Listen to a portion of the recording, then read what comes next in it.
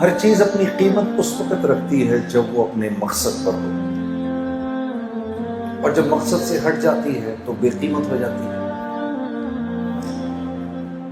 اس مسجد کے اندر یہ جو پنکھے ہیں یہ ہمیں ہوا دینے کے لیے ہیں۔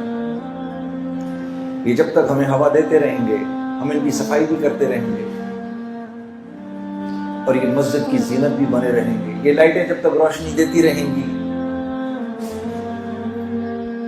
تو یہ صاف بھی کی جائیں گی، اور مسجد جو کہ خدا کا گھر ہے اس کا حصہ بھی بنی رہے گی۔ لیکن جس دن یہ ہمیں ہوا دینا بند کر دیں گے، یہ یہاں سے اتار کے باہر پھینک دیے جائیں گے، اور ان کی قیمت کباڑیا لگائے گا اور یہ بے قیمت ہو جائیں گے۔ انسان کے بھی دنیا میں بھیجے جانے کا ایک مقصد ہے، یہ بے مقصد نہیں بھیجا گیا، اور اس مقصد کو اللہ رب العزت نے خود ہی بیان فرما دیا اور فرمایا، دیکھو وَمَا خَلَقْتُ الْجِنَّ وَالْإِنسَ إِلَّا، لا الہ الا، نہیں کوئی معبود سوائے اللہ کے، ہو ہی نہیں سکتا۔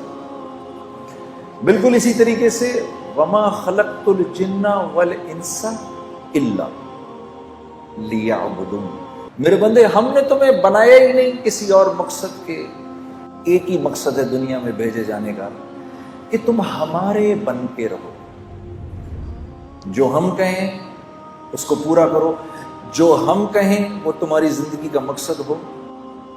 اے اللہ من چاہی نہیں چلے گی، رب چاہی چلے گی۔ تو یہاں دنیا میں انسان صرف اس لیے بھیجا گیا ہے کہ یہ اللہ کی مان کے زندگی گزارے۔ دراصل اللہ کی منشا تو کچھ اور ہے، منشا تو اس سے بھی آگے کی ہے۔ میرے نبی آپ فرما دیجئے، ان صلاتی و نسکی و محیای و مماتی للہ رب العالمین، منشا تو یہ ہے۔ آپ ان سے کہہ دیں کہ آپ کی نماز، آپ کی قربانی، آپ کی زندگی کا مقصد، آپ کا جینا مرنا صرف اللہ کے لیے۔